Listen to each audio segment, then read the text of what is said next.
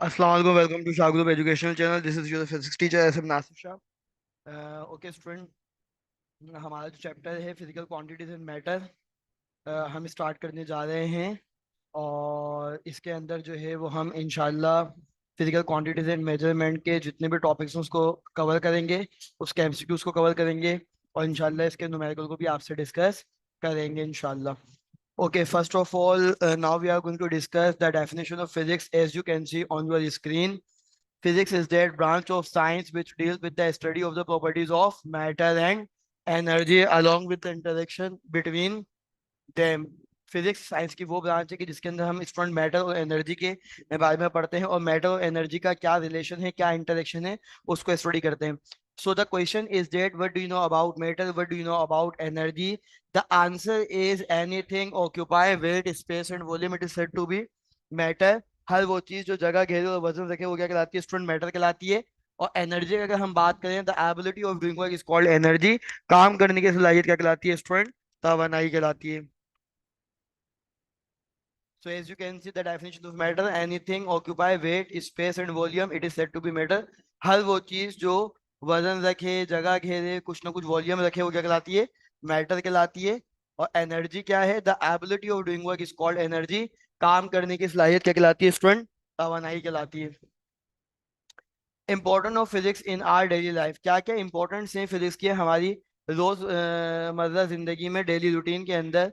As you can see on your screen, we use several electric appliances in our home which makes our life easier. कई electric appliances हैं जो हमारे घरों में इस्तेमाल हो रही हैं, जिसने हमारी जिंदगी को आसान कर दिया है, इजी कर दिया है। We make engine which help in the moving of vehicle, हमने इंजन डिजाइन किए हैं गाड़ियों को बेसिकली हरकत देने के लिए, आगे बढ़ने के लिए।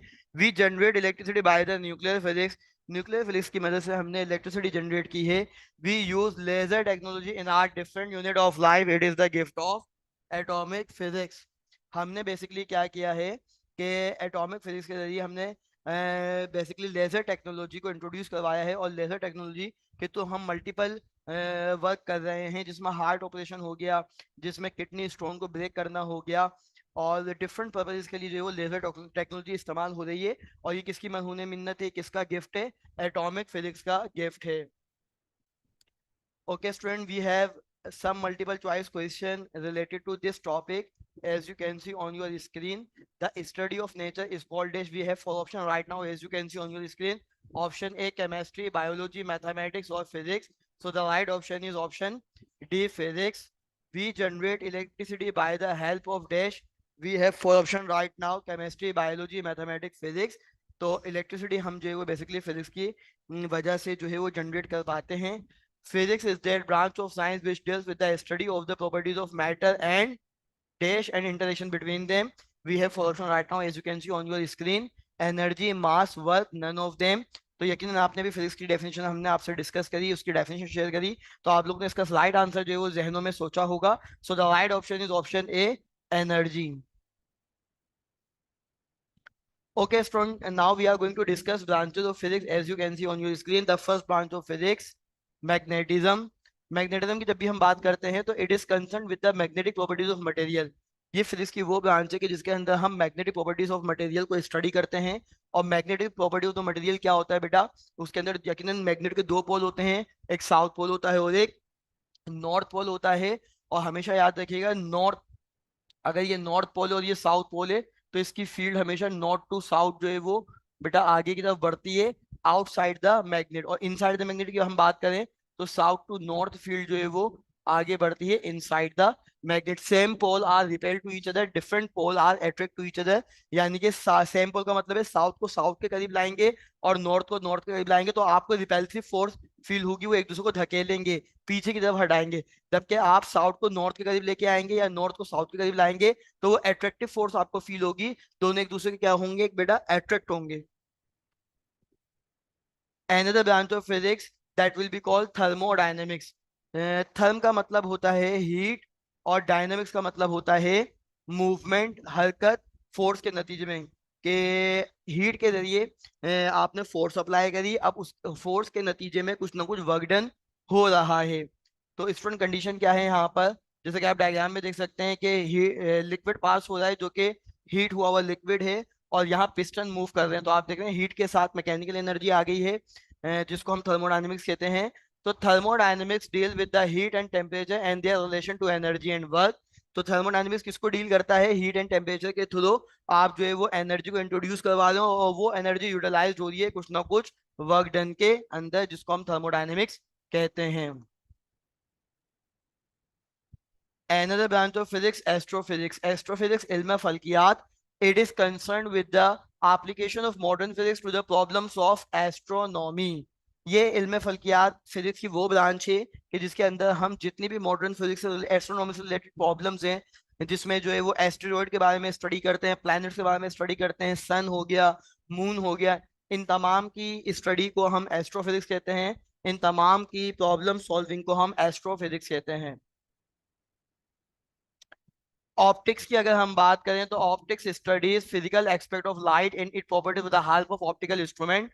तो बेसिकली ऑप्टिक की जो है वो physical aspect of light, light की जो स्टडी है स्टूडेंट, और इसकी मदद से जो हम ऑप्टिकल इंस्ट्रूमेंट रेडी करते हैं जिसके अंदर लेंसेज हैं, कॉन्वेक्स लेंस है, कॉनकेव लेंस है, और जो है वो जितना हमारा जो है शॉर्ट साइटनेस है, लॉन्ग साइटनेस है, उसकी करेक्शन के लिए जो इंस्ट्रूमेंट इस्तेमाल होते हैं, उसकी चेकिंग के लिए जो इंस्ट्रूमेंट इस्तेमाल होते हैं, वो ऑप्टिक्स के अंदर हम स्टडी करते हैं। नेक्स्ट है sound is the study of production properties and application of sound wave, जहां पर हम साउंड की प्रोडक्शन को डिस्कस करें, उसकी प्रॉपर्टीज को डिस्कस करें, उसके एप्लीकेशन को डिस्कस करें। अब साउंड वेव की अगर हम बात करें, लॉन्गिट्यूडनल वेव होती है, इसके अंदर कंप्रेशन और रेयरफेक्शन होते हैं, और इसकी जो propagation of the sound wave है जो कि बेसिकली पैरेलल कंडीशन पे होती है, एंगल कितना होता है? 0 डिग्री होता है। इन तमाम की स्टडी को हम साउंड फिजिक्स के अंदर स्टडी करते हैं। Another physics आपके सामने है mechanics. Mechanics this the branch of physics is mainly concern with the laws of motion and gravitation, जहां पे हम लॉज ऑफ मोशन को स्टडी करते हैं, Newton first law of motion, Newton second law of motion, Newton third law of motion, और gravitation, यानी कि force लगाए जाने के नतीजे में अगर कोई हरकत हो रही है या मूवमेंट हो रही है स्टूडेंट, तो फिजिक्स ब्रांच ऑफ मैकेनिक्स कहलाती है। इलेक्ट्रिसिटी की अगर हम बात करें तो electricity is the study of the properties of charges in rest and motion, के जहां पर हम, जिस तरह आपको पता है करंट की डेफिनेशन क्या होती है, flow of charges in a conductor, it is said to be current. तो जहां चार्जेस की स्टडी होगी, पॉजिटिव चार्ज है, नेगेटिव चार्ज है, वहां की स्टडी को हम क्या कहेंगे? इलेक्ट्रिसिटी कहेंगे। नेक्स्ट ब्रांच की अगर हम बात करें स्टूडेंट, एटॉमिक फिजिक्स से, तो atomic physics deal with the composition, structure and the properties of the atom. हम एटम के स्ट्रक्चर को स्टडी करते हैं, उसकी प्रॉपर्टीज को स्टडी करते हैं, उसकी कंपोजिशन को स्टडी करते हैं कि how many subatomic particle of atom, you will have to give answer, right answer on that time. There are 3 subatomic particle, which one else? Electron, proton and neutron. Electron has positive charge, electron has negative charge, proton has positive charge, neutron has no charge. तो तमाम इनकी study को हम जो है atomic physics कहते हैं। Nuclear physics क्या होगा कि nuclear physics deal with the constituent structure, behaviour and interaction of the atom nuclear. Atom का जो सेंट्रल पार्ट होता है वो न्यूक्लियस होता है, न्यूक्लियस के अंदर प्रोटॉन और न्यूट्रॉन होते हैं। एक से ज्यादा एटम होंगे तो वो न्यूक्लियस के बजाय प्लूरल फॉर्म में उसको डिस्कस करेंगे, न्यूक्लियाई हो जाएगा। सही है स्टूडेंट, तो न्यूक्लियस की स्टडी को हम न्यूक्लियर फिजिक्स कहते हैं। नेक्स्ट है particle physics. Particle physics study the elementary constituent of matter and radiation and the interaction between them. Particle physics क्या है बेटा? कि हम elementary constituent of matter, matter के जो छोटे छोटे पार्ट हैं, क्योंकि basically particles are the part of the matter, जो कि बेसिकली सॉलिड लिक्विड गैस की फॉर्म में भी हैं, आपको पता है, और रेडिएशंस हैं, और इनका जो इंटरेक्शंस है आपस में, उसकी स्टडी को हम पार्टिकल फिजिक्स कहते हैं। प्लाज्मा फिजिक्स क्या होता है? The study of ionised state of matter and its property is known as plasma physics, जहाँ पे हम एटम की हाईली आयोनाइजेशन को स्टडी करते हैं। मिसाल के तौर पर अगर मैं पानी के अंदर से करंट को गुजार दूं, तो आप देखें वाटर का जो फॉर्मूला है H2O, वो हाईली आयोनाइज हो जाएगा, तो हाइड्रोजन अपने पॉजिटिव आयन में ब्रेक होगा और ऑक्सीजन अपने नेगेटिव आयन में ब्रेक होगा, तो इसकी स्टडी को हम प्लाज्मा फिजिक्स कहते हैं। जियो फिजिक्स की अगर हम बात करें तो the study of the internal structure of earth is known as geophysics. Earth के इंटरनल स्ट्रक्चर की स्टडी को हम जियोफिजिक्स कहते हैं, क्योंकि अर्थ के अंदर अर्थ के इंटरनल स्ट्रक्चर में भी बहुत सारी चीजें हैं। अर्थ का सेंट्रल पार्ट क्या है? अर्थ जो है वो प्लेट्स के ऊपर जो है वो कंसिस्ट कर रही होती है, इसकी प्लेट्स चेंज हो रही होती हैं, जिसकी वजह से जो है वो अगर ज्यादा मूवमेंट हो जाए तो अर्थक्वेक प्रोड्यूस हो सकता है। इन तमाम की स्टडी को हम जियोफिजिक्स में स्टडी करते हैं। We have some multiple choice question related to this. concept, the study of the properties of isolated nuclei of the atom is known as, we have four options right now: optics, electricity, molecular physics, nuclear physics. So all of you guys, अगर आपने इसका answer सही सोचा है, so the right answer is option D, nuclear physics. The study of the heavenly bodies and interaction of matter and energy in space is called, यकीनन इसका answer option B होगा, astrophysics. The study of the internal structure of the earth and the its activity like seismography is called geophysics, जो अभी आप यहाँ थोड़ी देर पहले discuss किया. Which instrument causes the progress in biology? Biology का जो तरक्की का सबब बना है, टेलीस्कोप, माइक्रोस्कोप, सेल या सेंट्रीफ्यूज. तो right answer is option B, microscope. Section A base करता है एमसीक्यूज के ऊपर, तो सेक्शन ए में एमसीक्यूज आएंगे जो अभी हमने आपसे डिटेल में डिस्कस किए. सेक्शन बी बेस करता है शॉर्ट क्वेश्चन आंसर पर. तो हेडिंग मेंशन करनी है, ब्लू मार्क करते हैं हेडिंग, ब्लैक सेंटर लाइन. जितना क्वेश्चन पूछा गया है उतना आंसर देना है और आगे बढ़ना है. और ये आंसर्स और क्वेश्चन हमने आपसे भी थोड़ी देर पहले डिस्कस किए बहुत डिटेल में.